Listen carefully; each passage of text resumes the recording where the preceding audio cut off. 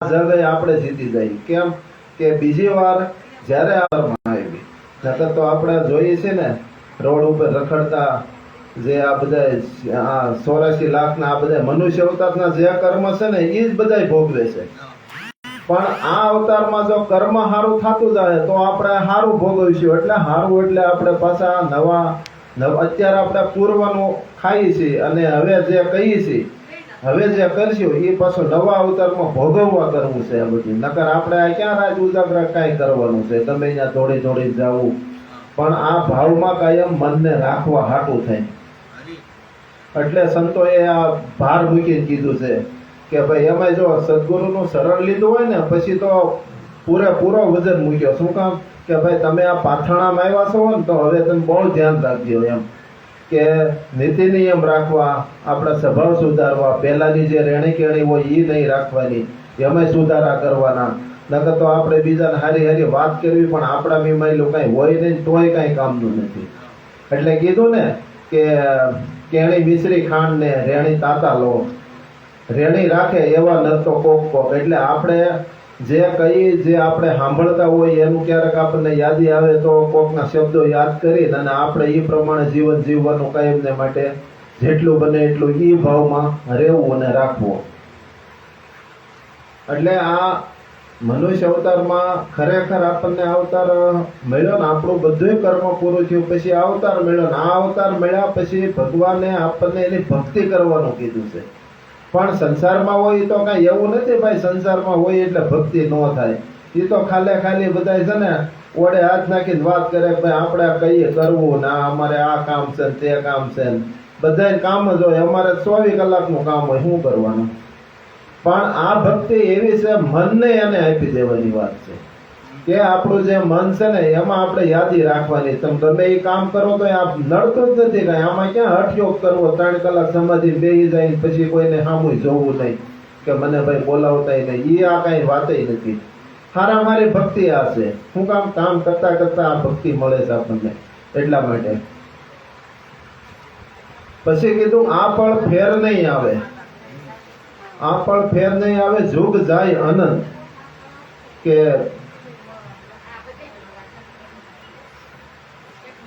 એટલે જુગ જાય અનંત એટલે આ પળ ક્યારે પાછી નહીં આવે કે જો આપણે સૂકી ગયા બધું અને ન કરવાના કર્મ કરી બેઠા ને તો પછી આ પળ એટલે આપણને પાછો મનુષ્ય અવતાર નહીં મળે. પાછો નહીં મળે ને તો આપણે જુગના જુગ એટલે એક યુગના આવીશ કેટલા છે, કઈક 43-44 લાખ વર્ષો જાય ને તો એક વખત માણસ અવતાર થાય છે. એ તો જુઓ તો આપણને એમ થાય એટલું બધું ક્યાં જાતું હશે.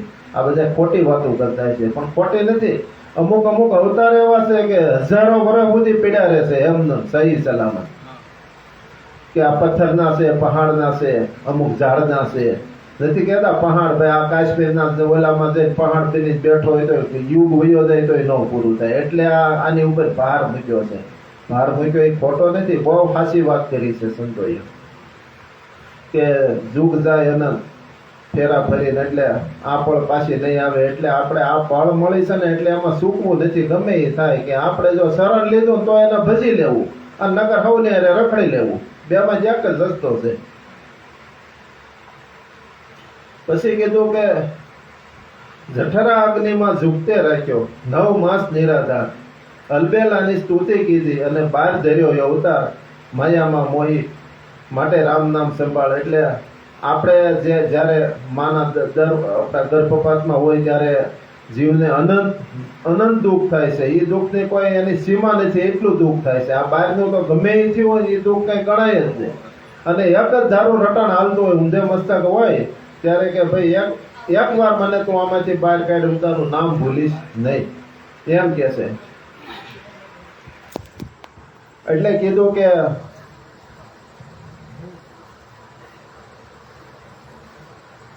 અલબેલાની સ્તુતિ કીધી ને બાદ ધર્યો અવતાર. પછી ભગવાનને આ દયા આવી એટલે સમય પૂરો થતા આપણો અવતાર થાય છે. અને અવતાર થાય અને જેની ઘડી નોર વધેરાય એટલે તરત જ ઓલું બધું જે કર્યું ને એ ભૂલી જવાય. જે મારી પાસે સમરણ હોય ને એ સમરણ જે અંદર હોય જો એ થતું હોય ને તો માણસ જન્મે નથી મહાપુરુષ થાય. કેમ કે એને તો એની સિવાય તો કઈ હોય નહીં. પણ આમાં ધીમી ગતિમાં થોડોક સમય જતો જાય એમ બધે મન લલચાતું જાય એમ કરતા કરતા ખરી યુવાની જયારે ફાટ આટો મારી જાય એવી આવે ને તો પછી કોણ ભગવાન, કોણ હું, કોણ તું, આ ભૂલાઈ જાય છે. પછી જુવાનીમાં જ આ નથી યાદ આવતું, એમ થાય. અને જો યાદ આવે ને તો કદાચ કોઈક નવયુવાન હોય અને જ્યાં હાલતો એટલે હાલતા શીખે એટલે ભજન સત્સંગમાં ત્યાં તરત બીજા કુવાડા મારવા વાળા હોય કે એટલે તમે કે અત્યારથી ક્યાં જાવ છો, કંઈક થોડોક સમય તો જાવ છો, કંઈક 60-65 વર્ષ જવા જો પછી જાજો. એટલે 60-65 નું નથી, આ શરૂઆતથી હશે ને તો છેલ્લે એમને ઊભું રહે આમું. એટલે આપણે જ્યારે સદગુરુનું શરણ લીધું હોય તો પછી ઠેઠથી ઠેઠ સુધી નિભાવવાની આપણામાં ખરેખર આપણને ગુરુ મહારાજ આપણે એની ભક્તિ કરવી, એનું ભજન કરવું, એ આપણી ઉપર કૃપા કરે ને આપણને એવી તાકાત આપે કે આપણને એ નામ ભૂલાય નહીં. એટલે આ મનુષ્ય અવતાર મળ્યા પછીની આ વાત છે. આ સંતો આજે સંત થયા એને કેટલું લખ્યું છે કે પછી કીધું કે કળજુ કૂડો રંગે રૂડો કહેતા નો આવે પાર, કે જપ તપ વ્રત કુછ ન કિયો, એક જ નામ આધાર માટે રામ નામ સંભાળે. એમ એટલે કળજુગ કૂડો છે અને છેલ્લે પાછું કીધું ને રંગે રૂડો. એમ આપણને ભાઈ કળજુગ નડે છે કે આપણે જયારે ભગવાનની ભક્તિ કરવી હોય, આપણે 24 કલાક નામમાં રહેવું, બરાબર, તો આપણને કળજુગ નડ્યો ક્યાં એમાં?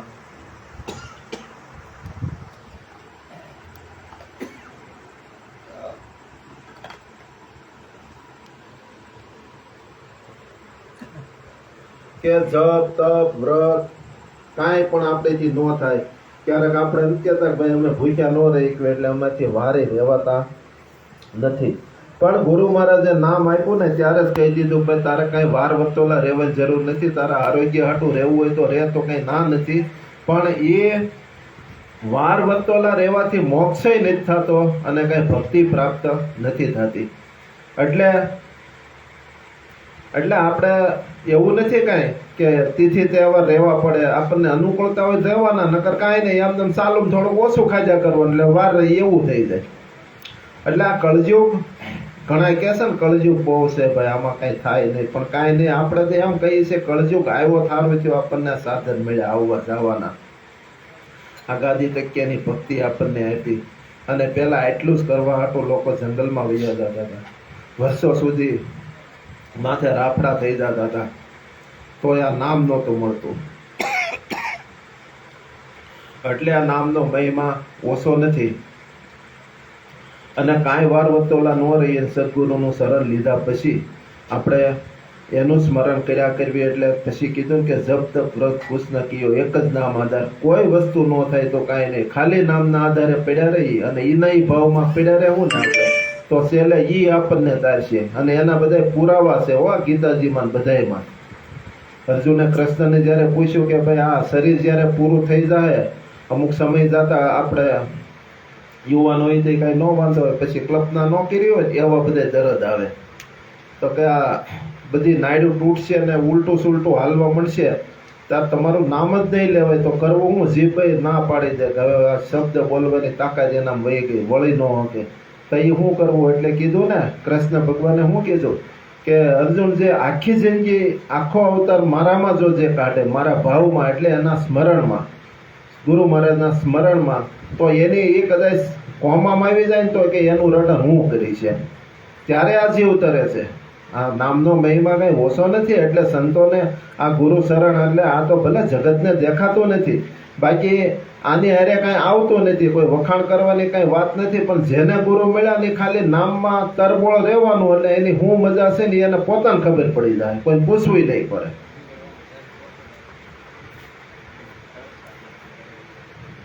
પછી કીધું ગુરુગમ પાયો મન મે હાચો, સુક્તિ કીધી જદુરાય. એટલે ગુરુગમ પાયો એટલે આપણને જે નામ આપ્યું ને ત્યારે જ એને કહી દીધું કે ભાઈ તું છે ને જીવ નથી, શિવ છો. ગુરુગમ એટલે એ કાંઈ સામાન્ય વાત નથી આ નામ એટલે. અને એક વખત તમે જોઈ લેજો, જ્યારે સ્મરણ આપણને ગુરુ મહારાજ નામ આપે ને અને પહેલી યાદી થાય ને તે અંદરથી સેવડા પડવા માંડે અને આપણને ઓટોમેટિક થવા માંડે કે આ હું કેટલા જન્મથી ના પૂતો હતો એમ. એવું બધા અનુભવ ઝીણા ઝીણા મંડે થવા શરૂઆતથી ને.